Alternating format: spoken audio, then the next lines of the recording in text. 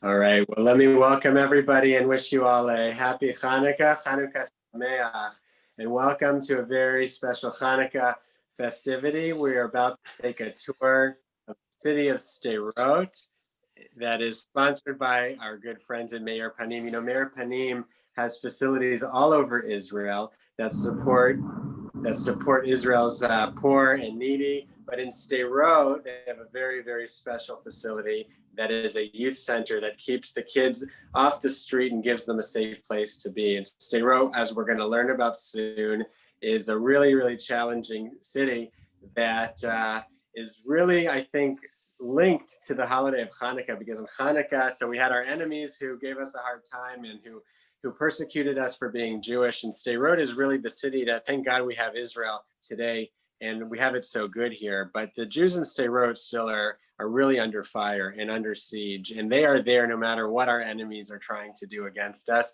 And so they are really the modern Maccabees in Sderot, and they wouldn't be able to be as safe and secure and as happy with as much quality of life if it wasn't for Meir Panim. And so I just wanted to welcome to the Zoom virtual tour of Sderot, everybody who's joining us on Zoom, everyone who's watching on Facebook, and really a special thank you to Chaim Buchinger, who is here from Meir Panim, along with so many people, Lorraine Brown, who's here from Meir Panim, and Rena, and we have Chazan Avi who's here, and Cantor Aaron. So it's great to, and I'm probably forgetting, I don't mean to leave anybody out, but a few of the Meir Panim folks will have a chance to say hello during the course of this. And I just wanted to thank you all for joining, and thank Meir Panim for showing us what is possible today to be a modern Maccabee, and how to support not only the people in Israel, all over Israel, but especially the Jews who are living in Sderot. And with that, I wanted to ask Akiva, our tour guide, to begin our tour. Hanukkah Sameach. Okay, Rabbi Tuli, thank you so much. Hanukkah Sameach. Happy Hanukkah to everybody, wherever you are tuning in from around the world. It's always such a pleasure and an honor to be with all of you. And we have such a special program for the special holiday of Hanukkah. We know that Hanukkah is all about bringing out the light, about pushing away the darkness, and really, bringing goodness into the world. And that's really what this special virtual tour this week is all about, because we are going to be virtually visiting the city of Sderot, which has such a unique and incredible and inspiring story, as you will all see. And in conjunction with that, we get a chance to see the incredible work, the chesed, we call it in Hebrew, the kindness of this incredible organization, Meir Panim, whose name basically means to, shining forth. Shining a positive countenance into the world, which is obviously deeply linked into Hanukkah. And we're really going to see, once we virtually visit Sderot, how the city itself is really a modern story of Hanukkah, about transforming the darkness into light.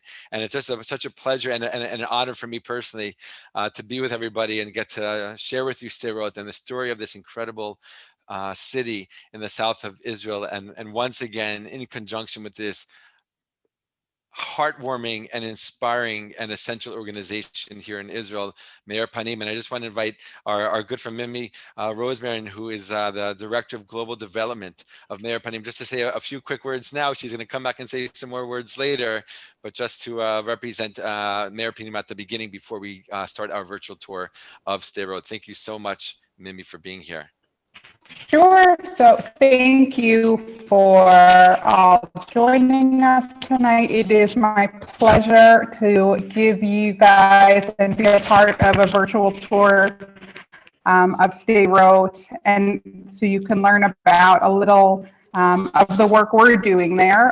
Unfortunately, we can't have tourists in the country right now, so we are getting by with what we can, and if virtual is all we can have, virtual is what we're going to do. I hope and pray that you can come and visit and join me in Sderot in the future, very, very soon, and see our work in person. But for now, I am very excited excited to give you a little insider briefing and information on our work specifically in this city of Sderot. Okay, wonderful. Mimi, thank you so much. Okay, we're going to speak with you more a little bit later in this great program of ours. So really, friends, again, thank you for tuning in and joining us and really celebrating Hanukkah together. You know, this isn't just a virtual tour. This is a celebration. It's a celebration of life. It's a celebration of Israel. It's a celebration of Meir Panim and the incredible work that they're doing. And it's a celebration of the city of Sderot and the people that live there. And right now we are going to go visit Sderot, and it's really my honor to bring you to Sderot. Yes, virtually during these unique times, but as I've learned over the past few months, you know, it still creates this incredible connection and feeling of getting to know a place. So let's begin, my friends. I'm going to give you some background about Sderot, leading us into the modern day situation in Sderot, understanding how it got that way, what the people living in Sderot are dealing with and how they deal with that. And then again, I'll pass it back over to Mimi to share with us more about that incredible work that Meir Panim is doing in this city for the residents, especially for the children of this city. So here we go, my friends, Sderot. I just want to start off by saying that I've been to Sderot many times in person, not just virtually, but in reality.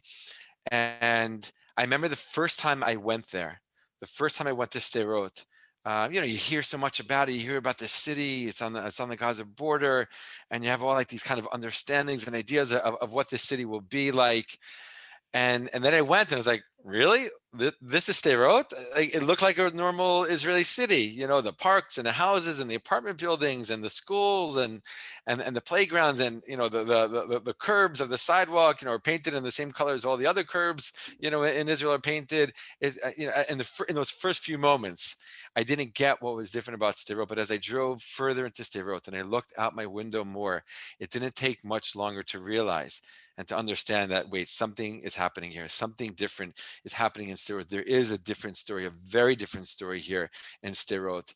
And ever since that first trip of mine in 2009, I've been back many times, and I feel like visiting Sderot literally, as we say in Hebrew, it's a zchut, it's a merit, it's an honor, it's a privilege to walk the streets of Sderot and meet the people there and talk to them, because the whole city is an inspiration.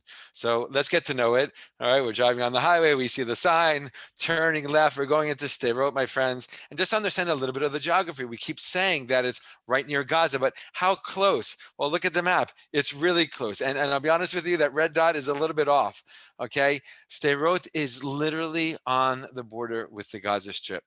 Okay, I've stood there many times in Sderot looking into Gaza and knowing that the distance between me and Gaza was less than a kilometer. Okay, it's that close. If you had a good arm, literally, right, you can throw a baseball from the edge of Sderot over the fence between Israel and the Gaza Strip. Okay, that's how close it is. And people who live in Sderot, they see Gaza every single day. They see Gaza every day. Right, that's their view. Right, that's what they see. That's what they wake up to. That's what they see when they're driving around. That's what they see when they're playing with their friends. It's right there. It's staring them in the face. All right, but let's just understand a little bit of the history.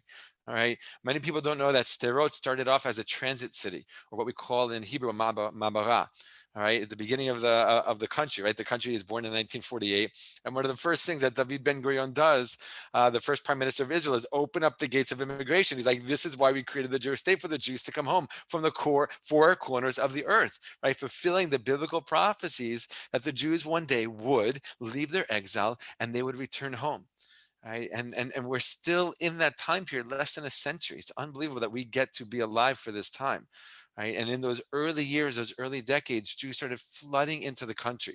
The 1950s, Jews were coming from lands that European Jews never even heard of, never even knew that there were like significant Jewish communities there.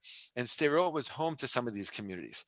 Right? Some of these communities that had kind of been like on the side, disconnected from the rest of the Jewish world for quite some time. And this is what a transit city looks like. In this first slide we see here, this is what Jews in Sderot were living in these kind of conditions in the early 1950s when they came over from their home countries, which as soon as the Jewish state was formed, became very dangerous for them to be there. Right? Because many Jews had to empty out of the Arab world shortly after 1948, because the Arab world said to the Jews, if you dare declare a Jewish state, well, the Jews living in our lands will be in grave danger. And that number of Jews living in those Arab lands numbered almost 1 million, right? So this is a picture of Jews living in these transit cities, in these tent cities. And this is the first few years, even a couple of decades of their lives here in this land. So Sderot, first of all, it was amazing. The Jews were coming home from four corners of the earth, but it was a very young country, obviously, and we were a very poor country at the beginning as well. And the government, while really supporting this idea and this value of open immigration, because that again is what the Jewish state was all about. That's why it was built. It was definitely struggling for resources. And in a place like Sderot, those first few years, even those first few decades, were years of struggle. Right, trying to make it, trying to make ends meet, trying to find work, trying to get by. And in addition to that, the fact that Sderot was on the periphery, like really on the sidelines of the country geographically, that added to the challenges of the residents of Sderot. So again, amazing to be home. Wow, we're living in a generation of miracles that we get to just step foot on the soil of the land of Israel, and being honest and real that there are challenges to it. And Sderot really kind of develops in those early years with those challenges before we even get to the security challenges. Okay, but those security challenges come. All right, in the 1980s, right, I'm not going to give the whole story of the Six-Day War and Israel taking over the Gaza Strip and the West Bank and Judea and Samaria and all those things, but it's important to know that obviously as a result of the Six-Day War, Israel did take control over the Gaza Strip. And at first, it was very calm for the most part and peaceful for the most part. Arabs were coming in from the Gaza Strip into Israel every single day to work. Jews were going into the Gaza Strip to shop and to go to the beaches and eventually even to settle there and form communities. But about 20 years after the Six-Day War, the first Intifada broke out. And this was a 5 or 6 year long wave of terror, basically. It was a wave of terror where civilians and soldiers in Israel were being attacked and killed, both in the Gaza Strip and outside the Gaza Strip. And it was very, very dangerous time. And it was a very tense time.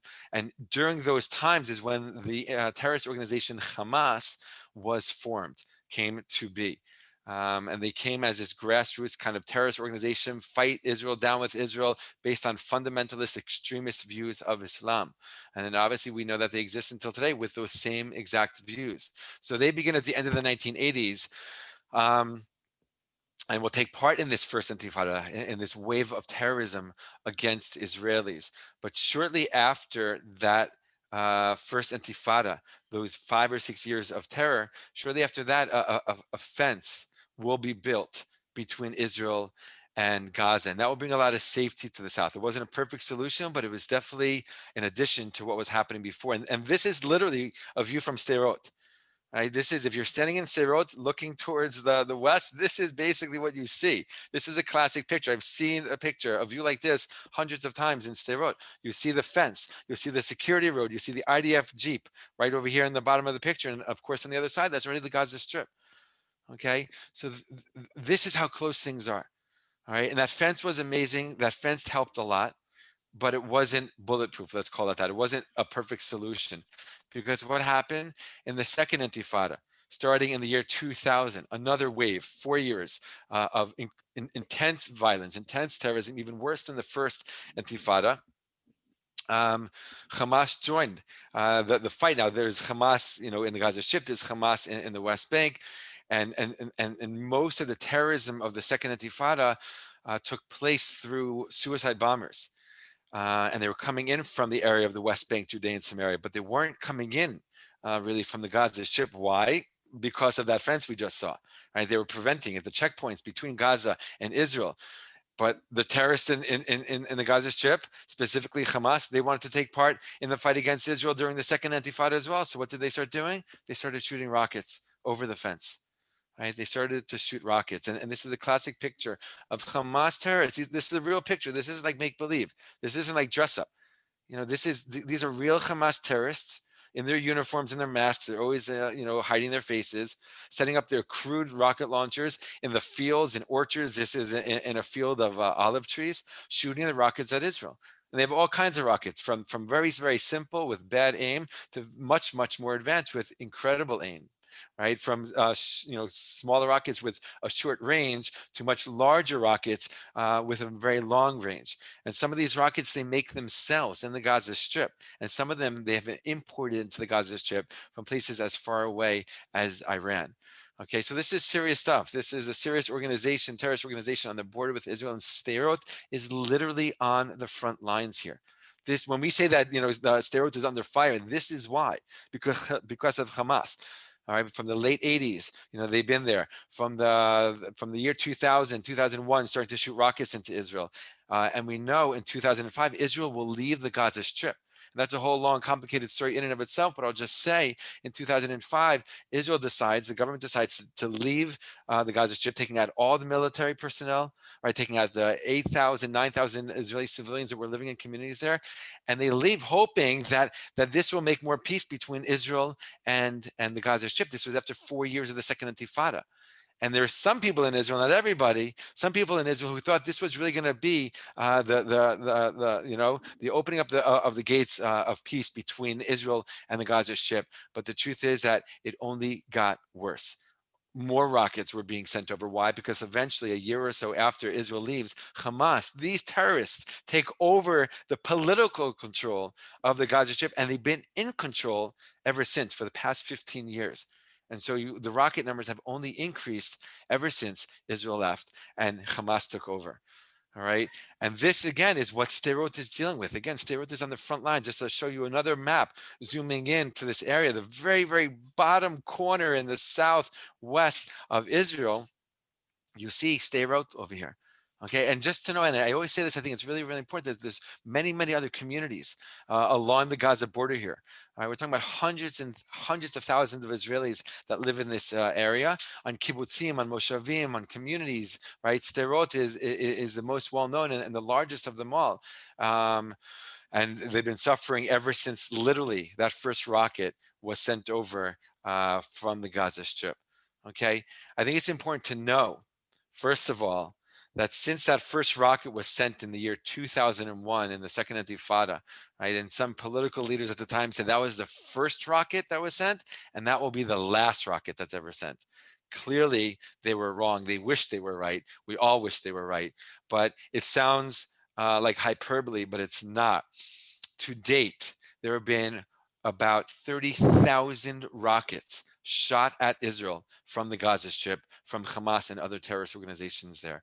And when a rocket is shot, what does that mean for the people living right there? Well, this map shows us how many seconds people have to run to get to safety, right, from the time that the rocket is shot. We're talking about seconds here. We're not talking about minutes. We're talking about seconds. If you're living right around the Gaza Strip, like in Sderot, you have 15 seconds to get into a bomb shelter. 15 seconds, I mean, I would eat up 10 seconds just thinking of which direction to run it.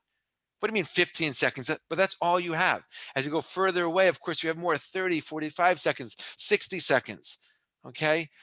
But Hamas has the rockets to shoot at most of the country of Israel. 70 to 80% of Israel was under fire in the last war against Hamas in 2014. I live in the north. I live in the beginning of the north in Israel. I'm not sure if you guys can see where I'm moving my pointer over here. You see where it says Menashe? That's not the name of my town. That's just an area. That's where I live. And I had to run into the bomb shelter 2 times during the last war in 2014. One of those times I had to wake up my kids in the middle of the night while they were sleeping and carry them sleeping and bring them into the bomb shelter. I'll be fully honest with you here and very personal. I started crying. That was a really intense moment for me. And then I started to think, wait a minute, the people in Sderot, they've been doing this. At that time, that was 2014. They've been doing this for the past 13 years, hundreds of times, if not thousands of times, bringing their kids into the bomb shelters.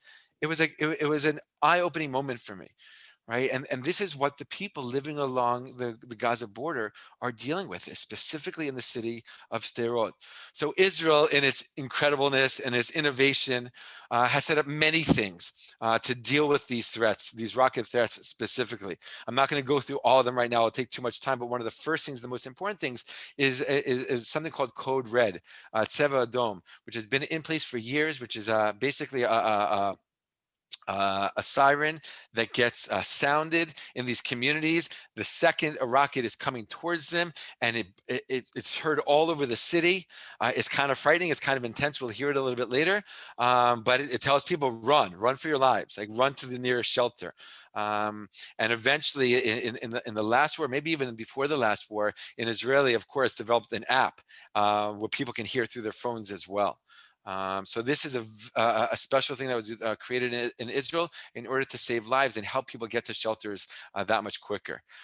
But that's still intense. So we're really happy, that we have the Code Red, system. We're happy that Israel has bomb shelters everywhere. I'll just mention that really quickly before we talk to this about this picture. At the beginning of the state, Israel didn't have bomb shelters. They didn't need it. But once rockets started flying at Israel, first actually from the north, from Hezbollah, another terrorist organization in the north, and then from Hamas in the south, Israel mandated that every single new building built, had to have a bomb shelter in it. Every building. My house where I live, we have 4 bedrooms. One of the bedrooms is a bomb shelter, right? Israelis use the bomb shelters for bedrooms, all right, because we have to. We're limited on space over here. One of my daughters lives in the bomb shelter. And if we ever need it again, God forbid, we'll all be piling into her bedroom, right? What about old buildings?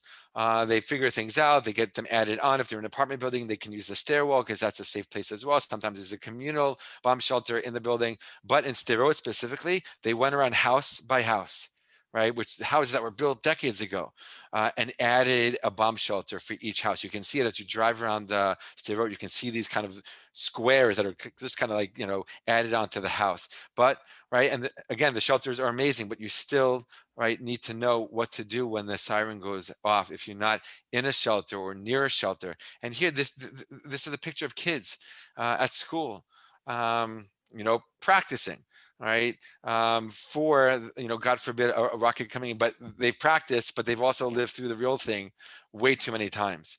Right? These are kids in Sderot underneath their desks. I remember when I was a kid living in New York, where I grew up, we would do like these air raid drills. Like we have to get under the desk, and we kind of giggled, and it was funny and weird, and we got to miss a few minutes of class, and we were kind of excited about it. These kids in Sderot, it's not funny for them. Right? This is real life. They don't do it just to practice. They do it because they know they're going to have to use it over and over again. And they have. By the time they're 8 years old, they've done this hundreds of times. You have a whole generation of kids in Sderot who have grown up hearing the siren, and their body goes into gear, running for the shelter, right? Running for cover. The number of stories is countless in Sderot of what kids specifically have had to go through. All right, I'm sorry for bringing up sad things, but it just comes to mind as I'm sharing this with you. In the last war, 2014, there was a family who was living in Sderot, and they've done this so many times, hundreds of times. It gets to the point where sometimes they don't even run into the shelter, right? But during the war of 2014, they definitely ran every single time because there were thousands of rockets hitting Israel, and specifically Sderot, during those 50 days of war during that summer. And this family has done it so many times. Their little kids knew what to do, and one day during the war, 2014, there was a code red, the siren went off, everyone ran for it. The parents didn't have to collect their kids because the kids knew what to do already. But their youngest one, who had ran into a shelter so many times, he just froze. Something in his nervous system couldn't do it again, like literally froze. He couldn't move. He was in their backyard and he froze. But what's the chances that the rocket's going to hit his backyard at that exact time? Well, unfortunately, it did in that one time that he froze. And the rocket landed not far from him, and the shrapnel, which is usually the thing that injures and kills, hit him. And unfortunately, this little boy died. And this is what happens in Sderot. Right? This is like what kids have grown up with, right? And as a result of that, you have a generation of kids, as I said before, who haven't grown up with normal lives. I mean, they've grown up with war. Even when the rest of the country is not in war, they feel like they're in war. Because if you're running for a bomb shelter because there's a rocket, coming towards your city, it feels like a war, right? Whether or not it technically is or not. And these kids have been running so much for so many years that they have not grown up like the other kids in Israel. This is a generation of a different kind of kid. These are kids who have barely played outside because they don't feel safe. Their parents don't feel safe.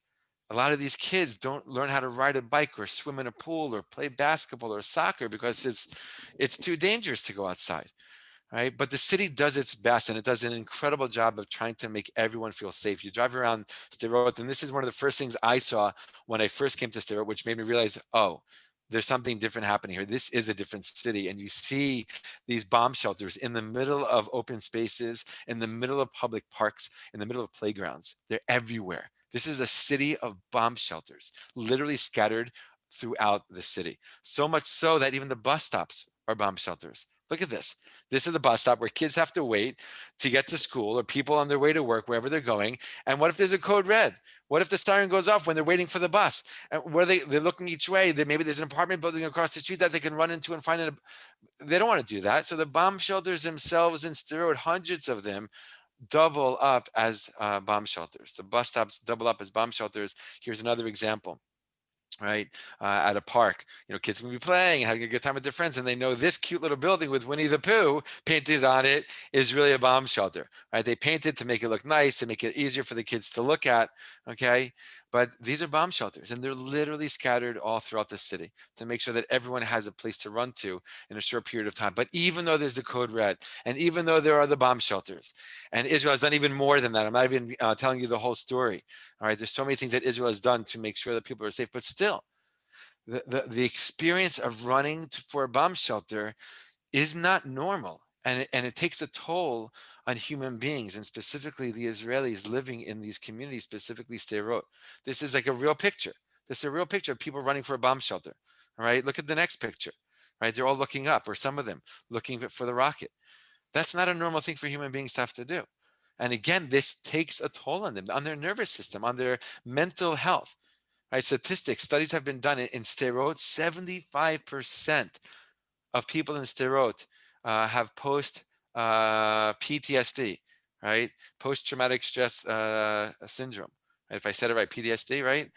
They have the major issues with stress and with trauma, all right? And it affects them in different ways, many different ways, right? And as a result, you drive around the city of Sderot and you see playgrounds with benches and trees, but you're wondering sometimes, like, does anyone come here?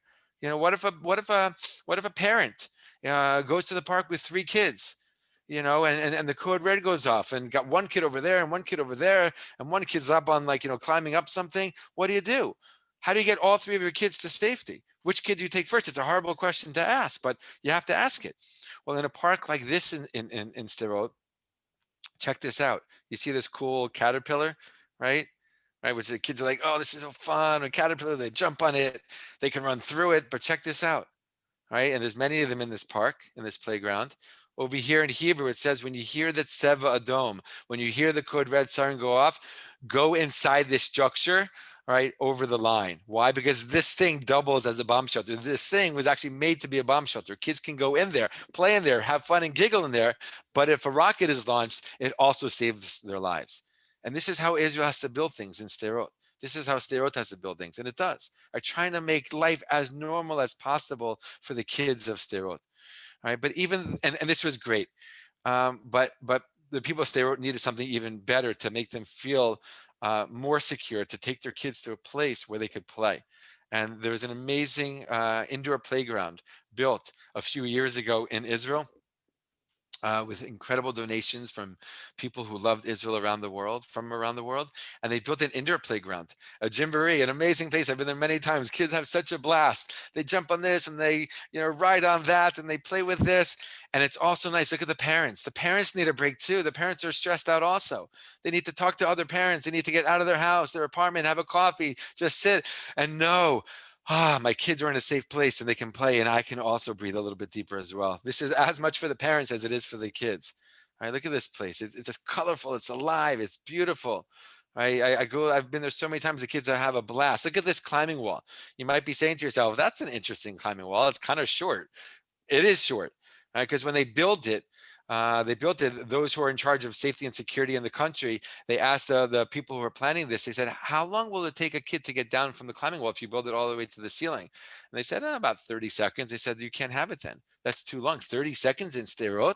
That's double the amount of time you need to get to a bomb shelter in. So they said, okay, so we'll just build it horizontally, right? And they built it lengthwise instead of, up vertically. And these are all the things that people are doing to help the kids of Sderot, right, have a more normal lifetime, all right, have a more normal and enjoyable life experience. All right? But obviously we can't, even with all these great additions to the city, we can't shy away from the fact that they're literally under fire. Right? People's homes get bombed. Rockets break through their ceilings into their living room. Sometimes people are there and sometimes they're not, right? But this is reality for them. I mean, God forbid a million times, I can never imagine anything like this happening, let alone to me and my community. As a city, this has happened hundreds and hundreds of times. A rocket flying through someone's ceiling, right? That's happened so many times. But, I just want to mention this. This is 2014. Right. A lot of times the rockets that they shoot, thank God, go into open fields and they do no damage and they don't hurt anybody, but it still scares people like crazy. But sometimes they do hit a home, as we just saw, and sometimes they even hit something bigger than a home. And this is 2014. This was a factory. If I remember correctly, it was a paint factory in Sderot that went up in flames as soon as that rocket hit, completely destroyed it. All right, this is reality for the people of Sderot. And I just want to mention one more thing that before I hand it over to Mimi to talk more about Meir Panim. But, if you go to Sderot and you're driving around and you're going to get to a police station eventually, and outside the police station, they have this on display. They have these shelves of rocket shells. Literally, these are real Qassam rockets shot at Israel from the Gaza Strip, from Hamas and other terrorist organizations. And they've collected some of them. This is just a small number, right? What we're seeing here is a drop in the bucket compared to the number of rockets that have been shot at Sderot, but they put them on display so that people visiting Sderot will get it, that they'll understand what it means that a rocket is shot at you, that a rocket is pointed towards you, that a rocket lands on your house or your kid's school or in your kid's playground or on a factory. And people come here from all over Israel and even all over the world. Diplomats and politicians, they come here. Sderot is on the map for them now. Right, they go to Jerusalem, they go to Yad Vashem, they go to the Kotel, and they come to Sderot also, many of them, to see what the people living on the Gaza border are going through. What are their challenges? And when they see these rockets, they feel something. They feel like, wow, I can't imagine that. Well, the people of Sderot don't have to imagine that because that's their real reality. But I want to say this. It would be a disservice to all of you listening right now and to anyone thinking about Sderot to come up with this idea in your head that the people of Sderot are just like, just like these weak people that are just like hoping that somebody will come and save them. Right. Of course, thank God there's so many incredible people in organizations like Meir Panim who are stepping in and changing their lives for the good. But they don't want to be thought of as like these, people you should have just like, we should have pity for them for sure, but they don't want to be seen as weak. Right? They don't want to be seen as weak despite everything that they've been through. And I think the point that makes that perfectly clear, and the one site in Sderot that I know for me, and I think it will for you as well, that illustrates that point really strongly, that the people of Sderot are not weak, that they are strong. If they were weak, they would have left a long time ago. The fact that they're still there means that they're strong, right? And I want to link it back to the Hanukkah story, just like the Maccabees, right? They were up against incredible challenges and incredible odds, and they stood their ground and they fought the darkness, right, with light. And check this out, right? This is on top of a yeshiva, a place of Torah study in Sderot. What did they do? They took some of those rockets, they went to the police station, asked for permission, they got some of those rockets, and they made a Hanukkah menorah out of it.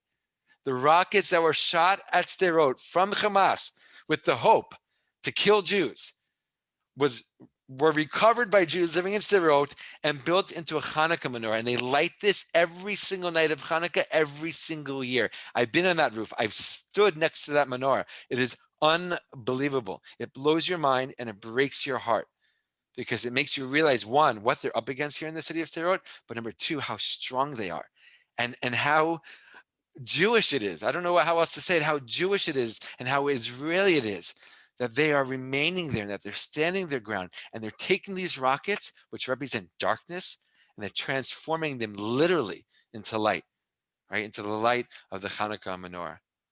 So having said all of that and shared the city of Sderot with you, it's my pleasure and honor again to invite Mimi to share some words about Meir Panim specifically and their incredible and holy work in the city of Sderot. Thank you, Mimi.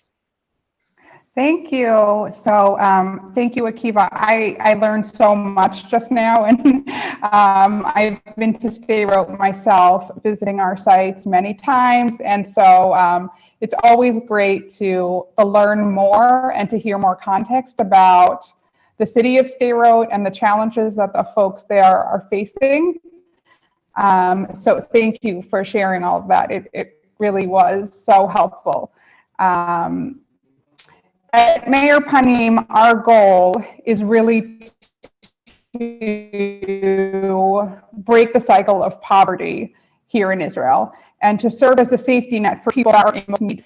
And through that, in Sderot, we have the ability to do something really special, and we do something really special with the 3 teen centers that Akiva mentioned that we run. These centers are open for teens in 7th to 12th grade, and they serve as really their home away from home. Here's a photo recently of some of the teens at our Nevi'im Center, one of our 3 centers. What's incredible about the opportunity of the work that we have to do in Sderot is that it really does work with our core mission of breaking the cycle of poverty, because as Akiva mentioned, 75% of people that are living in Sderot are growing up and living in a situation where they have PTSD, and they are growing up with challenges that we can't understand and with trauma that we don't understand. And these centers, our work, and the program directors and staff that are in there are with these teens every day, providing them opportunity for skill building, development, teamwork, leadership, and a safe place to be. All of our centers are located neighborhood-based so that the teens don't have to go very far from their homes in order to get to their second place. Akiva, you can pause it on this one for a second. And as you saw, the last 2 slides were outdoors, and as you saw, the teens were wearing masks. So in these times of COVID, we have had to pivot as the whole world has, and we're now running all of our operations instead of in our bomb sheltered spaces. We're all operating in these adjunct lawns or courtyards next to the locations to make sure it's safe for the teens. Of course, we have to stay right near the centers. As Akiva mentioned, they only have 15 seconds to get to the bomb shelter. But we're doing all of our operations outside next to our centers with masks and temperature checks and all of these safety measures to ensure that our teens can still continue to enjoy the offerings and still grow and learn and be together, but in a safe environment. So back now to that 3rd slide. Okay. One more, Ethan. So what has been incredible watching these teens and watching these program directors is how resilient they are. We already knew that they had to be resilient because of the lives they lead, but they have a leg up on all of us from pivoting and living through these Corona or COVID times. One thing that has been amazing to watch is to see how not only have they seamlessly moved their operations outside and transitioned all of their programs with the same goals of leadership development and skill building and what I like to call stealth therapy, which is, where they're providing therapy and they're providing opportunities for these kids to connect, but not under a guise, not under, the framework of you're going to a therapeutic place because you have emotional problems. It's just a fun place for them to be together where they can get everything they need and be together and learn and grow, but also with a really intelligent professional that's looking out for them. So one thing that's been really incredible that they've done, and they've had a leg up on the rest of us, I think, for, is they're really resilient. During these times, they have, as you see here, there's a photo of our woodworking workshop, and this is one of the workshops that's moved outdoors because of the safety precautions. And in this workshop, which we've run every year and the kids love and they build, and it ticks off so many goals. It ticks off building a skill, working as a team, having fun, building something, really feeling connected to the other people you're working with. You can keep flipping through, Akiva. Thank you. One is that they have been building a set of outdoor furniture for the program. So we know they have to be outside. And as you can see here, they're just starting to learn. And as we move through the slides, you'll see the work will become a little more sophisticated. They have this whole yard, and the teams have been working together with a master woodworker who's an educator to teach them how to build, so that they've been building this furniture set so that they could enjoy the outdoor space and really be together. Yep, there's the finished swing. As you can see, it's super sturdy because there's about 10 boys on it. But it's really been wonderful to watch them take this time that's been really challenging and really adapt and work as a team to figure out solutions to make it stable and to make it, workable for them. We can go on to the next one. Another thing that these teens have been doing a tremendous amount of in these difficult times in the past year has been volunteering. I think that what I've seen is that during times that are hard, people have been responding in two ways. They've either been really retreating inside themselves and feeling sorry for themselves, and we've all seen people that have been going just exactly the opposite and really reaching out and helping hands. So this picture and the pictures that we're gonna show you next have all been taking place over this Hanukkah vacation this week. Kids are off school, and these kids are working as a part of one of our locations through a day of volunteering, cleaning up a local forest in partnership with the Jewish National Fund. And you can see they have these big green bags and have been working as a team to clean up the forest. Again, all of our programming in Sderot really is about serving multiple goals. And this program was, of course, also to clean up a beautiful forest so that people could enjoy it, but also, and maybe even more importantly, to give these teams a feeling of sense of purpose, a sense of pride in their community, a sense of working as a team, accomplishment. These things and these goals underlie everything we do in Sderot, because we want to help them grow and develop. And it's really about our core mission of helping to break the cycle of poverty and create well-rounded, goal-oriented young adults that are not only just going to be okay, but we want them to be future leaders. We want them to take pride in their city and in their communities. And we have a couple more highlights from this Hanukkah week to show you. So this picture is so meaningful to me. This is members of one of our teen centers that have been going around senior citizens' homes in their neighborhood that are living alone and isolated, and going in, of course, with all safety protocol, all wearing masks. Over here, it looks like the woman in the homeowner isn't wearing a mask, but all our teens are wearing masks, and lighting the Hanukkah candles and singing the blessings with her. So this has been so meaningful because, again, at this time, the teens aren't at school. There aren't many things to do indoors right now because of safety protocol. And as Akiva explained to us, it's really not particularly safe to be outside just roaming around the streets.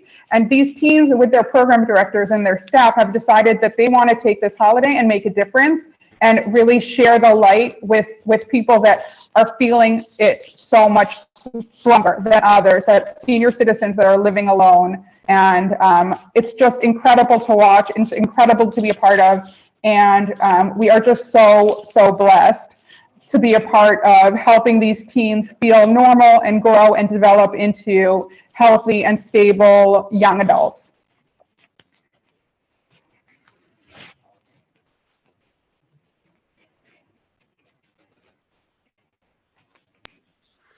Thank you, Amazing, Mimi. amazing, Mimi. Thank you so much for that beautiful insight and inside look at the incredible work that Meir Panim is doing in Sderot.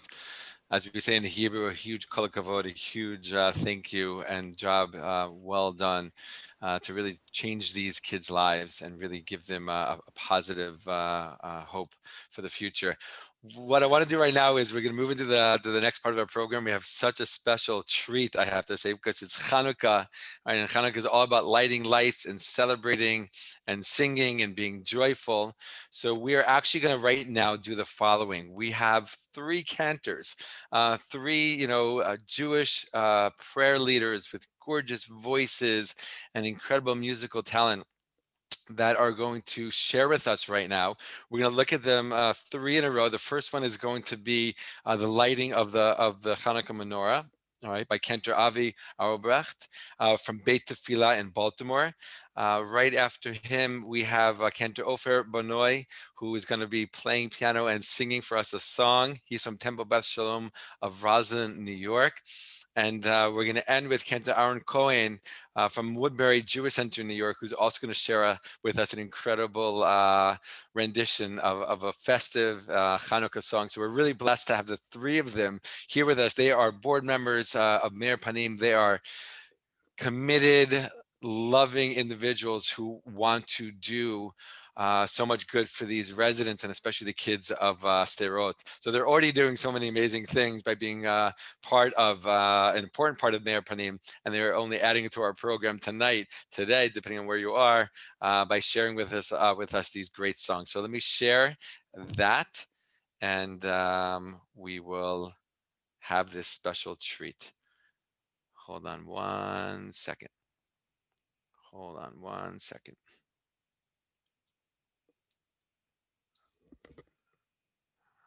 Okay, hold on. Just getting it set up over here. So I can share it on my screen for everyone to see. Hold on. Rega, as we say in Hebrew. Okay, we have this over here. Now I'm going to share, and hopefully we will get to see them. Yes, here we are. Great. Okay. All right, my friends, here we go. Cantor Avi, such a joy to have you. To all the viewers, my name is Avi Albrecht, and I am a member of the great organization Meir Panim. The same way as the Hanukkah candles illuminate the souls of the Jewish people all over the world, the same way Meir Panim illuminates the bodies of all the people in Israel who are in need for a desperate need for Meir Panim, especially in COVID-19. So we are going to light the special candles.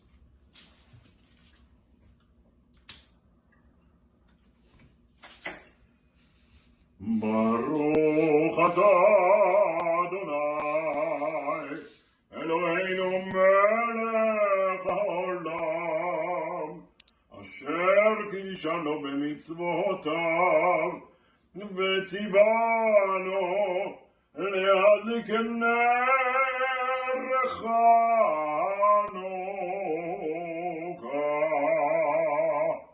Baruch atah Adonai, Eloheinu melech haolam, she'asa nisim la'avoteinu bayamim ha'em bizman hazeh.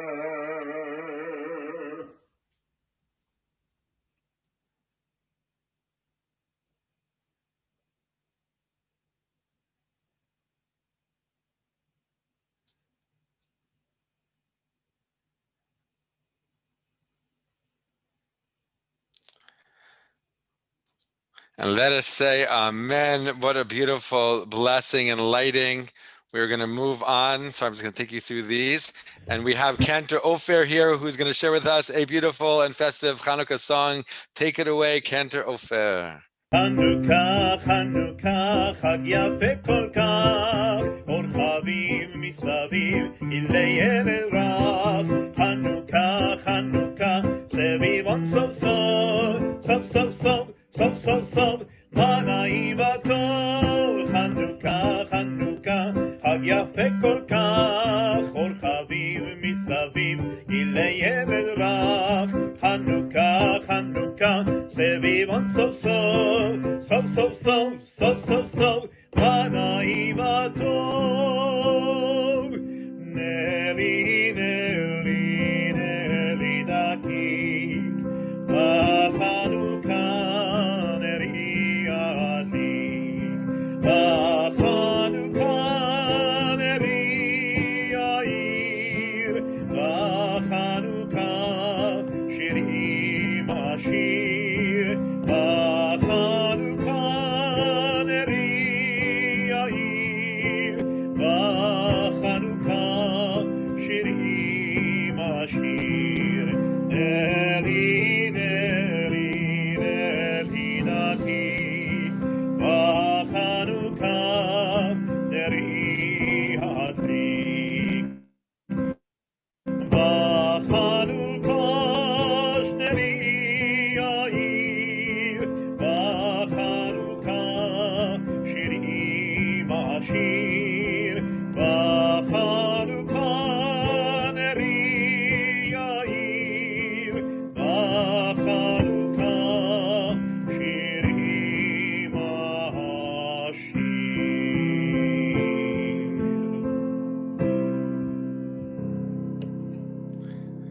So beautiful. Thank you, Kent Ophir. And we have last but not least, Kent Aaron Cohen. Take it away. ועל הפורקן, ועל הגבורות, ועל התשובות, ועל המלחמות שעשית לאבותינו בימים ההם בזמן הזה. על הניסים ועל הפורקן, ועל הגבורות, ועל התשובות, ועל המלחמות שעשית לאבותינו בימים ההם בזמן הזה. על הניסים ועל הפורקן ועל הגבורות ועל התשובות ועל המלחמות שעשית לאבותינו בימים ההם בזמן הזה.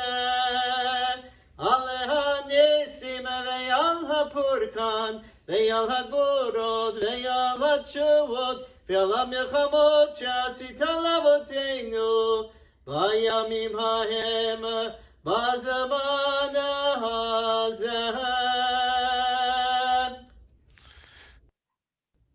So gorgeous, so gorgeous. Thank you to the three cantors for sharing that with us. The blessings, the lighting, the singing. Ah, so beautiful. Chanukah Sameach. But we're not done, guys. Beautiful. Bravo. Come on. Let's give them a bravo for the three cantors, right? That's how we're going to call our friends, the three cantors. So beautiful. And, Cantor Aaron was just singing in that last song. He was singing the traditional Jewish song that we sing on Hanukkah, Al HaNisim, right? Talking about the miracles that God did for us, the strength that God backed us up with, so to speak, and also the salvation that God brought us 2,200 years ago during the Hanukkah story. Well, I can't help but think, literally just now, as Kent Aaron was singing those words, that this is exactly what Meir Panim is doing. Meir Panim is giving these kids in Sderot, these residents in Sderot, they're giving them miracles, they're giving them salvation, they're giving them a new hope, they're giving them that support. And it's an incredible thing. And, very soon we're going to ask whoever can open up their heart to give to Meir Panim to do so. But before we do, I want to do one last thing. And I want to share a couple of very quick videos about Meir Panim that were made that just really kind of bring it home. I mean, Mimi just spoke so beautifully about what Meir Panim is and the work that they're doing. And these videos will just add to her beautiful insight that she gave us.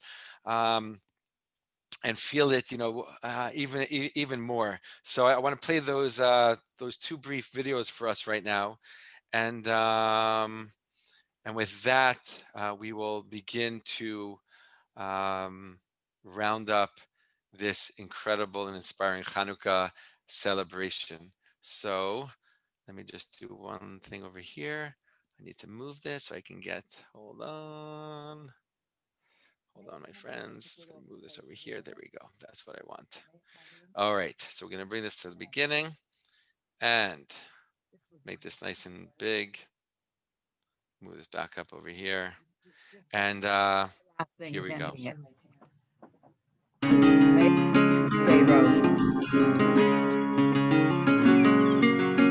We're here at our Meir Panim Center in Sderot, and this is an average night here in the center. We have teens that are here from 7th to 12th grade hanging out, and they do activities. They're with our professionals. They're learning. They're building leadership skills. This center is really a nice place. Like, we have fun in here. אחלה של מקום, אחלה חברים, וזה המועדון אחלה, באמת מועדון באמת כיף, מגבש הכל, ואני מקווה שיתפתח ועוד יותר. מה שאנחנו בעצם עושים פה, אנחנו מקימים להם סוג של בית שני, מקום שהם יכולים לבוא, לשחק, לשתף, לפתוח דברים אישיים בפעילויות שאנחנו מעבירים להם.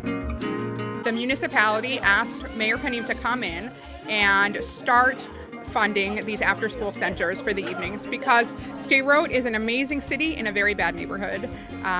They're Gaza adjacent. We're right on the periphery next to the Gaza Strip, and the municipality really needed a place for teens to go where they could be themselves, have fun, be in a safe, contained environment. Sometimes we have rough times and we need this place, like, I don't know, to get free from all this rough times. אנחנו חיים פה בשגרה לא משמע, אתה יודע, עם כל העירותים והכל, אנחנו יותר, הרבה זמן אנחנו נעולים בבית וזה, אז על הדרך, אתה יודע, באים לפה אנשים, ילדים, מוצאים את כל הלחץ והכל, מגבש אותם על הדרך. There's a lot of like times we have those rough times, like we need to sit all day in the shelter. 1 week I didn't shower like for 3 days just because I was scared to go to the shower. I was like just showering for like 2 seconds and just running to the shelter. So I just want to bring to the end here to show you one more piece of this inspiring clip. Here we go. There is definitely power in the giving that we're doing. But coming here to the center is showing them that we're not just sitting in our offices, but that we care about them, we're with them, we're not afraid to come here, we stand with them, and just like they are taking this brave step and living in this bad neighborhood, because if they leave, then our enemies and the terrorists win, because then Israel becomes emptied out. So we wanted to come tonight. Trust me, we have kids at home, we have cleaning to do, we have groceries to buy, but we wanted to make the time to really be here with our young adults and our professionals to show them that we at Meir Panim stand with them, not only in funding, but also in body.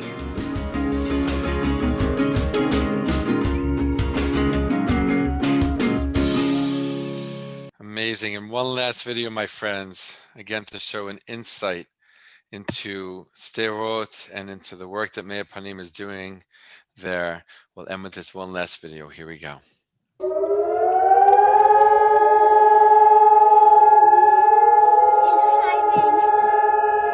אני תאיר, מנהלת את המרכז נוער בשדרות. אנחנו כרגע במצב שהוא מלחמה.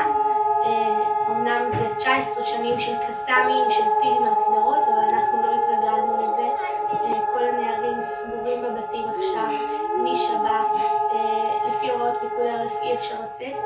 פיקוד העורף אפשר לנו לפתוח את המרכז נוער של מאיר פנים, מכיוון שזה מקום מוגן, ובמילא הם יוצאים מנקודת הנחה שהנוער בחוץ מסתובב ברחובות, וזה סכנת נפשות, כי יש טילים באוויר ללא הפסקה. לכן אנחנו נפתח את המרכז נוער של מאיר פנים כי הוא מקום מוגן ונעשה להם שם פעילות. זהו בגדול.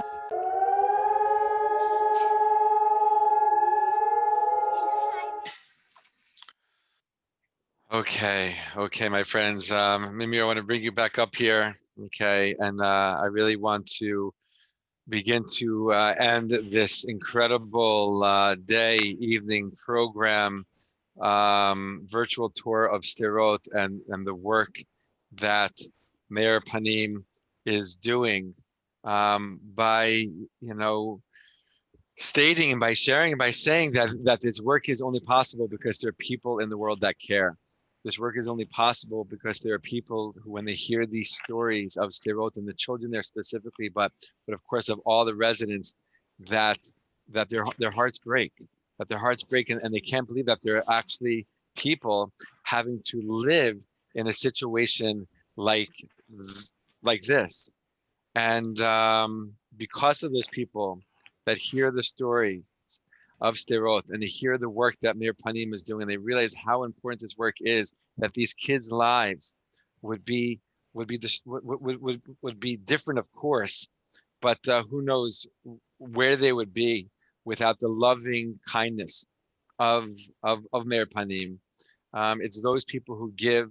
It's those people who keep Meir Panim basically able to continue doing their incredible, holy, godly work that they're doing. I just want to kind of maybe share one last thing, and say that we all know that the Jewish people returning home is a miracle, that we're living in times of miracles. Like, we're literally witnessing the ingathering of the exiles. It's been going on for 70 plus years. We're still in it. There's still, just yesterday there was a plane full of like 250 Jews from like the Far East that came home to Israel. We're still living in these incredible times, but it doesn't mean that Israel doesn't need help. It doesn't mean that the residents of Israel, are leading these perfect lives. There's a lot of beauty, there's a lot of light, but there's still a lot of brokenness, and there's still a lot of darkness. And we know that the Hanukkah story is all about recognizing that darkness, not being afraid of the darkness, looking at the darkness in the eye and say, I'm going to do what I can to transform that darkness into light. I'm going to do whatever I can. All right, no matter big or small or big, it doesn't matter. But I'm doing something. I'm taking a ma'aseh. I'm taking an action to bring more light into the world, and that's what Hanukkah is about. Every single night, we light another candle because we're saying to ourselves and to the world that just add another little bit more light. Right? If each one of us does another little thing, another little step we take to add more light into the world, to add more goodness into the world, the darkness eventually will be gone. Right? We're not yet there. We're still in the process, and Meir Panim is obviously a huge part of that process. So I just want to share.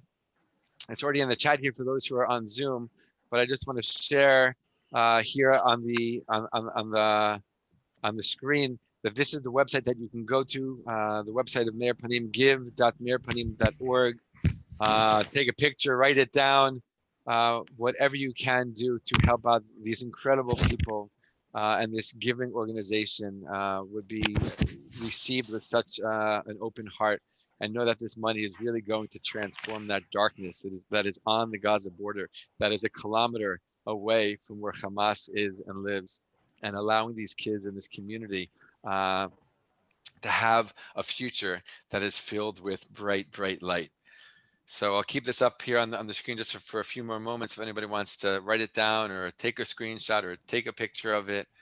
And with that, I want to thank all of our friends at Meir Panim. I want to thank Rabbi Tuli for really making all this happen. And from to all of our friends at Meir Panim, we thank you with open hearts and broken hearts, with such gratitude to all of you and all the great and important and holy work that you're doing. So thank you, and Chag Sameach. Thank you, everybody. Thank you. A wonderful Hanukkah. This was wonderful. Thank you very much. Bye, everybody. Bye, everyone. Bye. Happy Unmute yourself, everybody, and wish happy Hanukkah to each other.